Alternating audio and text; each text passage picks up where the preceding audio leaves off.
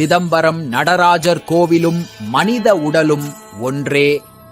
மனிதன் முதுகு தண்டில் 32 இணைப்பு இருப்பது போல கோவில் கொடிமரத்திலும் 32 இணைப்புகள் உள்ளது. 21,600 தடவை மனிதன் ஒரு நாள் மூச்சு விடுகிறான். அந்த கோவிலில் உள்ள தங்க ஓடுகள் 21,600. 72,000 தசை நாடி நரம்புகள் உள்ளது.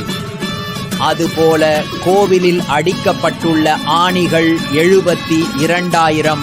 நம் உடம்பில் நவதுவாரம், 9 வாசல்.